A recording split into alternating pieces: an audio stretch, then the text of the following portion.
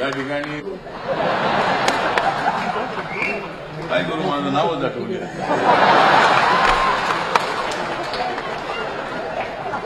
या ठिकाणी विनोद तावडे आमचे आरबीआयचे पालकमंत्री आहेत.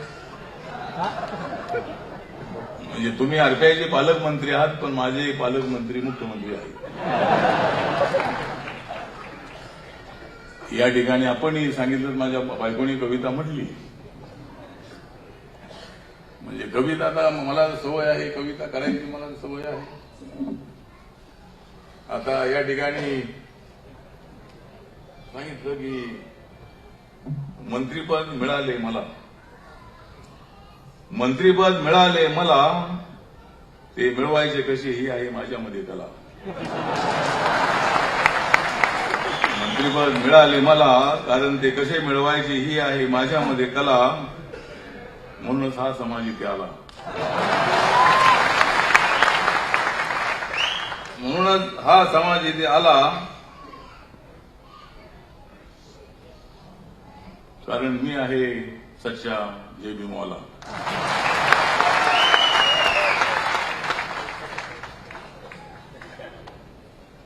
रामदास आठवले कोण आहे? काही लोक म्हणतात की रामदास आठवले कोण आहे. अरे, रामदास आठवले कोण आहे?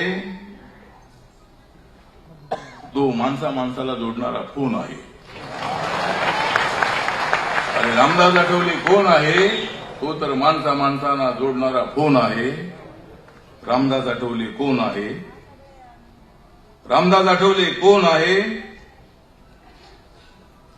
तो तर दलित चळवळीचा बोन आहे. रामदास आठवले कोण आहे? तो तर दलित चळवळीचा बोन आहे. रामदास आठवले कोण आहे? तो तर दलित आणि सवर्णांना जोडणारा झोन आहे. तर माझ्याबद्दल अनेक लोक कविता टाकतात. तर मी मंत्री झाल्यानंतर म्हणजे आज माझ्याबद्दल अनेक लोकांनी, विनोद तावडे म्हणाले की बऱ्याच लोकांनी कविता टाकल्या. फेसबुकवर माझ्याबद्दल अनेकांनी कविता टाकल्या. फेसबुकवर अनेकांनी माझ्याबद्दल कविता टाकल्या, पण माझं मंत्रिपद बघून अनेकांच्या भुवया वाकल्या. पण माझं मंत्रिपद बघून अनेकांच्या भुवया वाकल्या.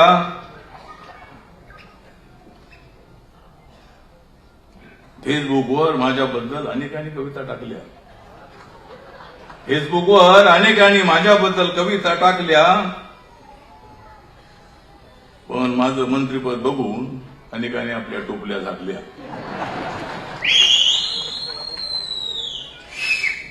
थांब थांब थांब. अरे, मला नको आहे तुझं हरातलं फूल. अरे, मला नको आहे तुझं हरातलं फूल. मला तर हवं आहे बाबासाहेबांचं स्वप्न साकार करण्यासाठी संघर्ष करणारे मूल.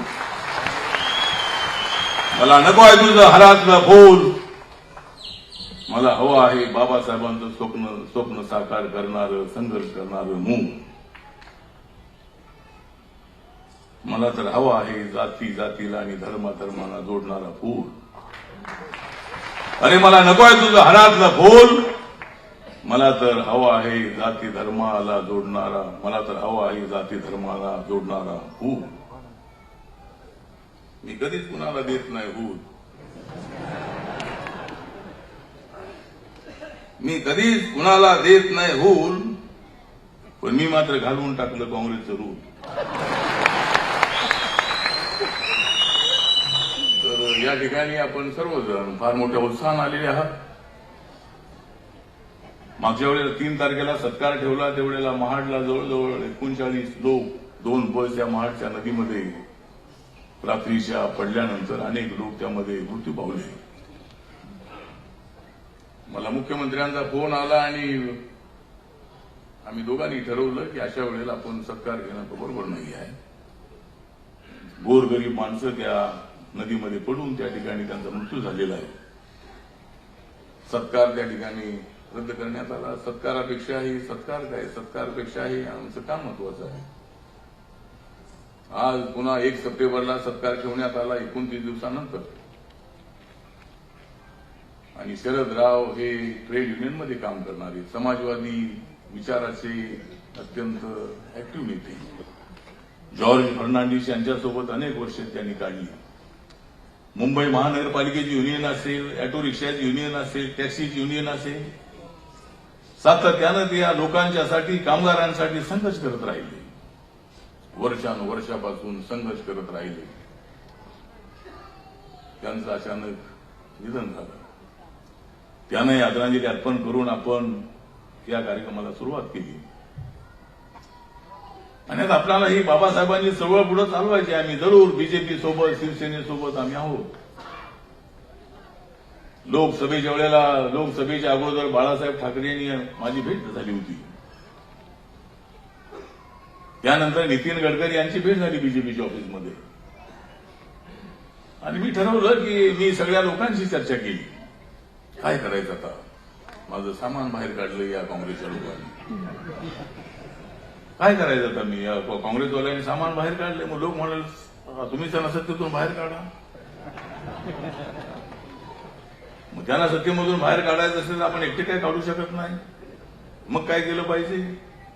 बाळासाहेबांनी तुम्हाला सांगितलंय भीमशक्ती शिवशक्ती.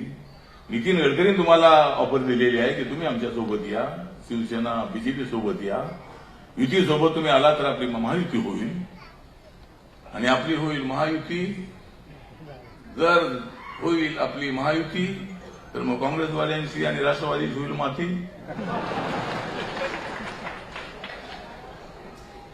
मग जर जोपर्यंत होणार नाही त्यांची माती, अरे जोपर्यंत होणार नाही त्यांची माती तोपर्यंत सत्ता कशी येणार तुमच्या हाती. उघडा गावागावामध्ये जाऊन तुमच्या मतदारांची खाती. उघडा गावागावामध्ये जाऊन नरेंद्र मोदींनी सांगितलंय त्याप्रमाणे तुमची खाती. आणि पुन्हा 5 वर्ष सत्ता येईल तुमच्या हाती. आम्ही काम करत राहणार आहोत. ठीक आहे, ज्यांना करायचं असेल त्यांना करू द्या. नरेंद्र मोदी, भाजप, शिवसेनावाले असे आहेत तसे आहेत, भाजपवाले असे आहेत तसे आहेत. अरे उन्हामध्ये अत्याचार झाला, निषेध केला मी त्याचा, सर्वांनी निषेध केला मी त्याचा.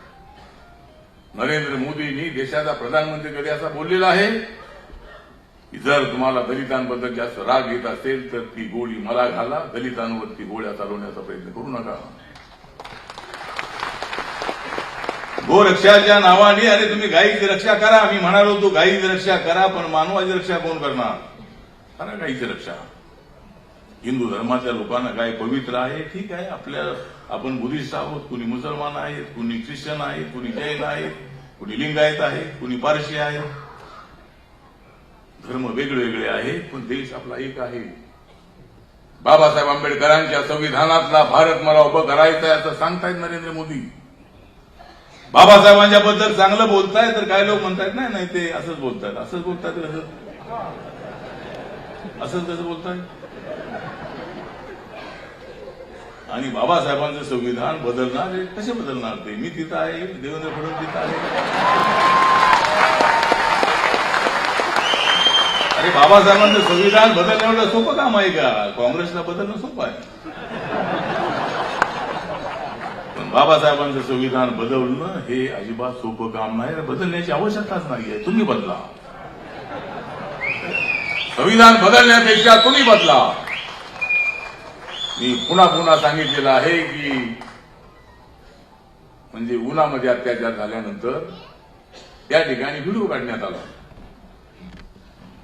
मग आता पूर्वी दलितांवर अत्याचार झाला की असा व्हिडिओ काढून कोणी पाठवत नाही. जर त्याला पोलीस पकडायला गेले तर म्हणतात मी नाही आहे तिथं, मला पकडू नका. का पकडू नका. मी नव्हतो तिकडे, तो होता तिकडे, त्याला पकडा. आणि तो उन्हामध्ये जाऊन म्हणतात की आम्ही मारलेला आहे, आम्ही मारलेला आहे. व्हिडिओ काढून मग याच्यामध्ये आणि कुणाची काय साजिश आहे का, कुठल्या दुसऱ्या पक्षाचा काय हात आहे का.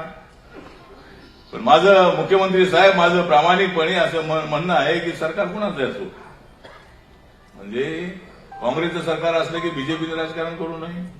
बीजेपीचं सरकार असलं की काँग्रेसने राजकारण करू नये म्हणजे सरकार आहे म्हणून अत्याचार झाला असं नाही आहे. तर त्या ठिकाणी जातीवादातून दलितांवर अत्याचार होता. सरकार कुणाचे असो आणि अॅट्रॉसिटी अजिबात रद्द करता येणार नाही. पवार साहेब माझे चांगले मित्र आहेत. पवार साहेबांचे चांगले मित्र आहेत. त्यांना अजूनही वाटतंय की आठवलेलं माझ्याकडे आलं पाहिजे पण मी लोक तुमच्याकडे येणार नाही. जोपर्यंत यांचं सहकार्य तुम्ही येणार कशा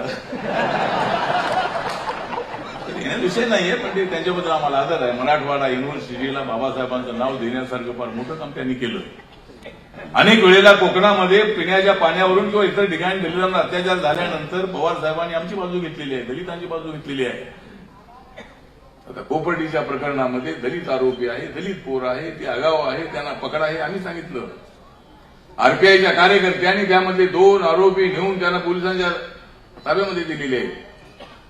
कोणत्याही दलित कार्यकर्त्यांनी त्यांना पकडू नका किंवा ते बरोबर झालेलं आहे अशी भूमिका अजिबात नाही घेतलेली.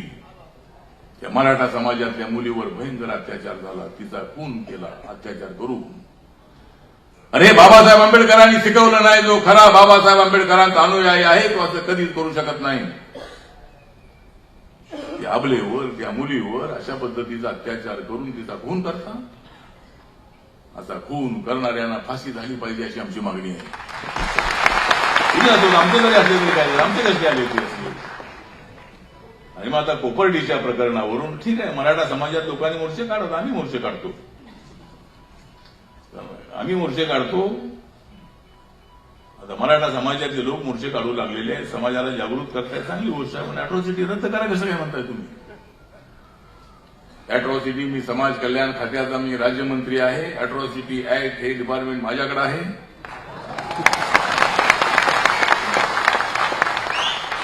कडक करा आणि अॅट्रॉसिटी ऍक्ट 1989 हा जो कायदा आहे, पूर्वीचा कायदा होता पीसीआर कायदा, प्रिव्हेन्शन ऑफ सिव्हिल राईट्स नावाचा पीसीआर कायदा होता. नंतर पार्लमेंटमध्ये बहस झाली, चर्चा झाली, 18-20 तास त्या ठिकाणी चर्चा झाली आणि अॅट्रॉसिटी ऍक्ट 1989 हा कायदा झाला. 1989 मध्ये हा कायदा झालेला आहे. हा कायदा कोणावर अन्याय करण्यासाठी नाही. मिसयूज होत असेल तर तुम्ही आम्हाला सांगा. पोलिसांनी सुद्धा त्याचा मिसयूज होऊ देऊ नका. आणि गावातल्या मराठा समाजातल्या भांडणामध्ये एक गट सांगतो त्यांच्यावर अॅट्रॉसिटी टाका, त्यांच्यावर टाका. अशी वेळ आली की ते म्हणतात अॅट्रॉसिटी नको. मग अॅट्रॉसिटी नको तर तुमचा सरपंच कसा होणार? तेच लोक आपापसामध्ये. आणि अनेक वेळेला अशी परिस्थिती गावात असते की आमचा एक मेंबर निवडून आला की 9ची ग्रामपंचायत असली की तिकडे 4 आणि इकडे 4. आमचा जिकडे जाईल त्याचा सरपंच आणि आमचा जिकडे जाणार नाही तिकडे बबुंगडच बसायला लागतं. आणि मग ते दोघे प्रयत्न करतात, तू इकडे तू इकडे, तू थोडं इकडे बघतो थोडं तिकडे बघतो आणि जिकडे गॅस मिळत असेल तिकडे जातो. आता कुठल्या तरी बाजूला त्याला जायचंच असतं. त्यामुळे तो त्या बाजूला गेला की मग लगेच दुसरा गट जो असतो तो काहीतरी कारण पुरावत काढतो आणि त्याच्यावर हल्ला करतो, त्या घरावर हल्ला करतो, काहीतरी आगाऊपणा करतो. आणि मग ज्याला पाठिंबा दिलेला आहे तो जो ग्रुप आहे तो ग्रुप त्याला सांगतो त्याचं नाव घे, त्या पाटलाचं नाव घे, त्या देशमुखाचं नाव घे, तो राहिलाय हा राहिलाय, टाकून दे सगळे आतमध्ये. तर ठीक आहे. तर म्हणून अॅट्रॉसिटी ऍक्टचा जो कायदा आहे हा 2 समाजाला जोडणारा कायदा आहे. म्हणून तो कायदा रद्द करण्याचा प्रश्नच येत नाही. पण जर मिसयूज होत असेल तर त्या मिसयूज होण्यापासून कशा पद्धतीनं आपल्याला ती केस पुढे न्यायची या संबंधात आपला विचार करायचा आहे. त्यामुळे मुख्यमंत्री साहेब, आपणही मुख्यमंत्री आहात या ठिकाणी, मी तिकडे समाज कल्याण खात्याचा राज्यमंत्री आहे, नरेंद्र मोदी साहेब तिकडे आहेतच. आपल्याला काही चिंता करण्याचं कारण नाही, 5 वर्षी चिंता करण्याचं कारण नाही. नंतर पुन्हा 5 वर्ष तुम्हालाही चिंता नाही ना मलाही चिंता नाही आहे. पुढे काय होतं ते पण ठीक आहे. तर म्हणून या ठिकाणी मी जास्त आपला वेळ घेत नाही. मुख्यमंत्री साहेबांना बोलायचं आहे. पण रिपब्लिकन पक्षांनी जो भाजपसोबत, शिवसेनेसोबत किंवा विधानसभेच्या वेळेला भाजपसोबत आल्यानं झाला, उद्धवजी आले असेल तर परत झाला असतं. माझी इच्छा अशी होती की ठीक आहे, आपल्यामध्ये मतभेद असतात, छोटे मोठे मतभेद असतातच. माझ्यामध्ये आणि मुख्यमंत्री साहेबांमध्ये कसले मतभेद नाही. जरी मी भाजपसोबत असलो तरी सुद्धा तुमच्या दोघांची भांडणं आहेत, माझी आणि उद्धवजीची भांडणं अजिबात नाही. भांडणच नाही. आणि तुमची भांडणं किती जरी असली तरी 5 वर्ष अजिबात काही चिंता नाही. चिंता अजिबात नाही. म्हणजे राहुल शेवाळे या ठिकाणी आलेले आहे. या ठिकाणी सुभाष देसाई आले असते तर बरं झालं असतं, पण त्यांचं प्लेन लेट झालं मला वाटतं, आले नाही आहे. पण उद्धवजी आल्या तर बरं झालं. मग माझी प्रामाणिक इच्छा होती, मी मंत्री झाल्यानंतर उद्धवजींना भेटून आलो. उद्धवजींचाही मला खासदार होण्यासाठी ते एकदा राजनाथ सिंह यांना भेटण्यासाठी दिल्लीत आले होते. त्यामुळं उद्धवजींचे आणि माझे संबंध अत्यंत चांगले आहेतच. त्यामुळे आता मुंबई महानगरपालिकेच्या निवडणुकीमध्ये तिघांनी एकत्र राहावं असं आमचं म्हणणं आहे.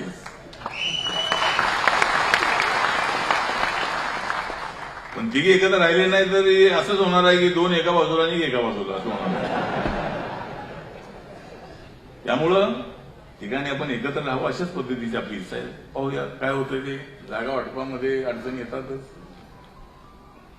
तर त्या दृष्टिकोनातून पाहूया पुढं काय होतंय ते. परंतु ठीक आहे.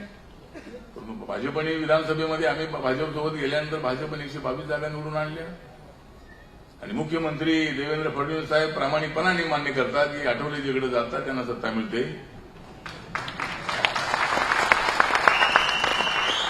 आणि मी भाजपसोबत, माझा पक्ष भाजपसोबत आल्यानंतर दलित समाजाने मतदान केलेलं आहे, भाजपला मतदान केलेलं आहे. आणि कमळ हे कमळ भाजपला वाटत असेल हे कमळ आमचं आहे, पण ते मूळ आमचं कमळ आहे. म्हणजे मूळ आमचं कमळ बुद्धाच्या काळामध्ये कमळाला फार महत्व होतं. आमची परिस्थिती अशी आहे की आमचं कमळ जे आहे, आमचं कमळ हे भाजपने नेलं. आणि आमचा भगवा रंग जो आहे, आमच्या बंदीजींचा रंग बघा, म्हणजे बंदीजींच्या शिवराचा जो रंग आहे, गौतम बुद्धांचा जो रंग आहे तो आपला भगवा रंग आहे. तर आमचा बुद्धाचा भगवा रंग पळवला शिवसेनेने. आणि आम्ही असेच बोंबल बसलो.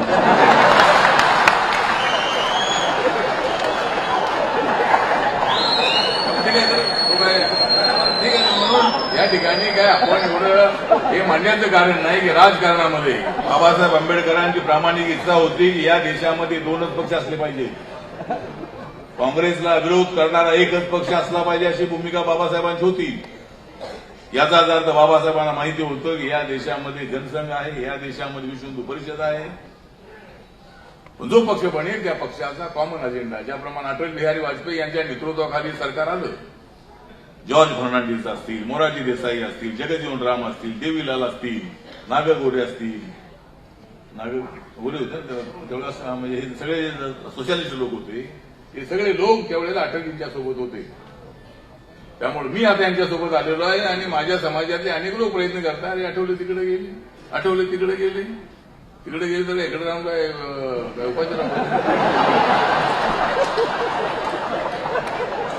तिकडे गेले म्हणजे काय, तिकडे गेले म्हणजे राजकारणामध्ये आपल्याला भूमिका घेण्याचा अधिकार आहे. आणि मी सांगितलंय, अनेक वेळेला सांगितलंय की बाबासाहेब आंबेडकरांच्या संविधानाप्रमाणे तुम्ही वागणार. अरे मी माझ्या हातातला जो निळा झेंडा आहे, माझ्या हातात नेहमीच राहणार आहे माझ्या भीमाचा निळा. अरे माझ्या हातामध्ये नेहमीच राहणार आहे माझ्या भीमाचा निळा. आणि म्हणूनच आपण सर्वांनी मिळून मुख्यमंत्र्यांना साथ द्यायची आहे. रिपब्लिकन पक्षाचे सगळे नेते मंचावर उपस्थित आहेत. थोडी गर्दी झाली म्हणजे सगळे लोक एकदम वर आले, कारण आमच्या लोकांना वर येण्याची सवय आहे. मी सांगतो एकदम वर येऊ नका, थोडे वर या. आमच्यामध्ये उत्साह तसा फार आहे. आणि व्हॉलंटियर थोडी आपण ठेवले पाहिजे आपल्यामध्ये. फोटो काढाय म्हणजे आमचे फोटो आले पाहिजे असं नाही आहे, तुमचे आले पाहिजे. पण थोडं काय व्हॉलंटियर ठेवले पाहिजे, थोडं एका ग्रुपने आलं पाहिजे, आपल्याला फोटो काढता आला पाहिजे. आणि म्हणून आम्ही सीएम साहेब ठरवलं होतं की एकच सत्कार करायचा अगोदर. आणि पण सगळ्यांची इच्छा अशी होती की आपल्या उपस्थितीमध्ये व्हायला पाहिजे आणि आपल्याला ते दिसायला पाहिजे की आमची माणसं कशी आहेत. ठीक आहे, रिझर्वेशन आणि अनेकांनी आपापली मोठी हार आणली होती. त्यामुळं या ठिकाणी सर्वांनी शांततेने बसायचं आहे. या ठिकाणी आपली जी आपला जो अलायन्स आहे, मला मंत्रिमंडळाची संधी मिळालेली आहे. सामाजिक न्याय आणि एम्पॉवरमेंट हे मंत्रालय मला मिळालेलं आहे. आपण काही स्कीम तयार करायच्या आहेत, नाहीतर आम्हाला काय मिळालं नाही, आम्हाला काय मिळालं नाही. मग मला सारखे लोक पूर्वी म्हणायचे का साहेब आम्हाला काय तर बघा, आम्हाला काय तर बघा. मी साहेब आमच्याकडे कोणी बघत नाही तुम्हाला. मग आता हे सगळे म्हणायला आले तसं तुम्हाला मिळालं आता आमच्याकडे बघा. मग आता हे सगळे म्हणतात की आमच्याकडे बघा, मी सीएम साहेब तुम्हाला सांगतो, तुम्ही त्यांच्याकडे बघा. ठीक आहे, म्हणजे आपण जे आश्वासन दिलेलं आहे त्याप्रमाणे आपल्या अडचणी आहेत त्याच्यातून आपल्याला मार्ग काढायचा आहे. राहिलेली जी 3 वर्ष आहेत, आता एका महिन्यानंतर 1-1.5 महिन्यानंतर आपल्याला 2 वर्ष पूर्ण होणार आहेत. तर या ठिकाणी महिन्याभरामध्ये काय महामंडळ आहेत किंवा काही इतर जे कमिटी आहेत आणि विनोद तावडेजींनी सांगितलं की 1000 एसीओ. तर आता आमच्याकडे यादी लवकर तयार करा, कारण आमच्या गौतम सोनवणेंनी यादी मागितली पण आपल्याला यादी आली नाही. त्यामुळे आपण लवकरात लवकर ती यादी आठवड्याभरामध्ये द्यावी. मुंबईमध्ये जी काही कामं असतील ती करण्यासाठी मुख्यमंत्री आहेत, सगळे मंत्री आहेतच. त्यानंतर आपले अविनाश मातेकर आहेत, सुमंतराव गायकवाड एवढे आजारी असताना ठीक झालेले आहेत. म्हणजे सुमंतराव पण तुमची तब्येत एकदम सुधारली आणि जर तुमची तब्येत सुधारली तशी मग माझी सुधारली तब्येत. त्यामुळे विषय नाही, पण ठीक आहे. तर आपण एवढं आजारी असताना आपण इथं आलेले आहात. बाकीचे सर्व आमचे जे कार्यकर्ते आहेत ते सगळे जिल्ह्याचे अध्यक्ष त्यांनी बरीच कटआउट लावलेले आहेत, मोठे मोठे हार आणलेले आहेत. आपण मोठ्या संख्येनं आपण या ठिकाणी कार्यकर्त्यांना घेऊन आपण आलेले आहात. त्यानंतर सगळे महिला आघाडी सुद्धा या ठिकाणी आलेली आहे. माझी विषयीची कविता करू लागलेली जाऊन मी विचार करू लागलो, ही कविता करू लागली, मला बंद करावं लागली. त्याला समजून येतो आहे कविता म्हणून मी म्हणणार नाही मी कविता म्हणतो ती कविता व्हॉट्सअपवर होती ती कविता म्हटली, पण ठीक आहे, म्हणजे आपली असलेली सवय असायला हरकत नाही. आणि त्या पद्धतीनं तर ते माझी बायको म्हणाली की एकदा यांच्यावर प्रेम तरी करून बघा.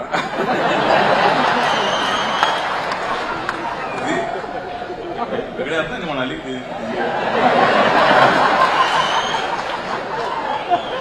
त्याप्रमाणे आपण ठीक आहे. तर आपण सर्वांनी शांततेनं बसायचं आहे. मुख्यमंत्र्यांचं भाषण होईपर्यंत आपण सर्वांनी शांततेचं सहकार्य करायचं आहे.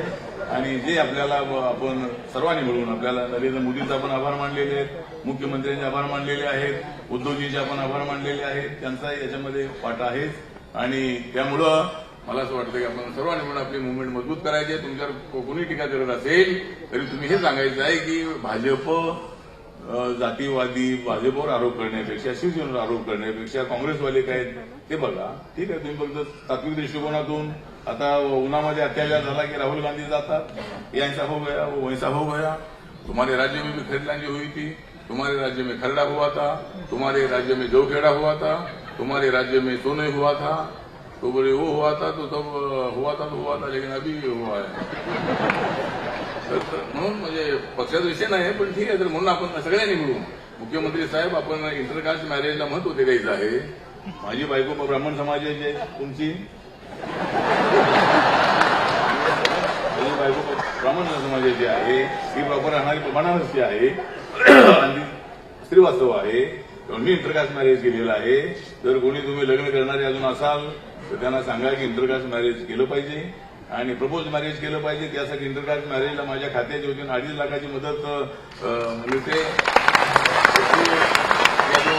वाढवण्याचा मी प्रयत्न करतो, अजून 50,000 वाढवण्याचा प्रयत्न करतो.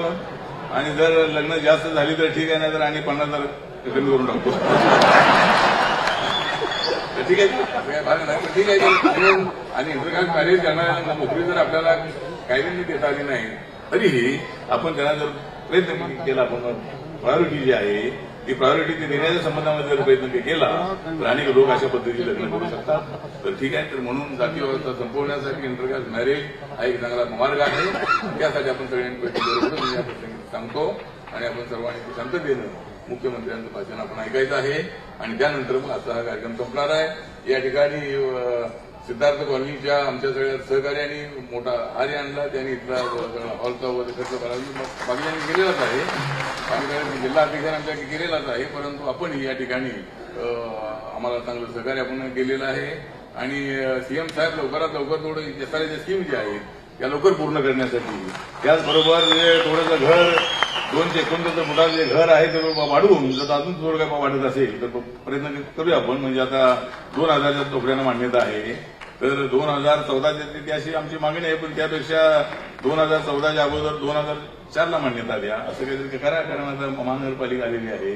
त्यामुळं या ठिकाणी जर असा प्रयत्न झाला आणि लवकरात लवकर आपण प्रयत्न करत आहात, आपण एअरपोर्टच्या बाजूच्या झोपड्या असतील, रेल्वेच्या बाजूच्या झोपड्या असतील, त्यानंतर ते आपल्याकडे पूर्णपणे नाही आहेत, पण मी केंद्राशी बोलून आपण या मुंबई शहराला चांगलं सुंदर बनवायचं आहे. मुंबई शहरामधल्या झोपडपट्टीच्या माणसाला न्याय द्यायचा आहे. ट्रॅफिक जाम होत आहे, त्यासाठी चांगले ब्रिज आपण बांधायचे आहेत आणि अशा पद्धतीने आपल्याला चांगला प्रयत्न करायचा आहे. तर त्यासाठी आपण प्रयत्न करतच आहात. आपल्याला मी हार्दिक हार्दिक शुभेच्छा देतो आणि आपण अशाच पद्धतीने मुंबई आणि महाराष्ट्राच्या डेव्हलपमेंटसाठी, महाराष्ट्राच्या दलितांच्यासाठी, आदिवासींसाठी, भटकंत्यांच्यासाठी, ओबीसीसाठी आणि जे जनरल लोक आहेत अशांसाठीही आपण चांगलं काम करत राहू. आपण काम करत आहात. मी आपल्याला हार्दिक हार्दिक आरपीआयच्या वतीनं आमच्या आंबेडकर जयंती शुभेच्छा देतो आणि माझे 2 शब्द संपवतो. जय भीम, जय भारत, जय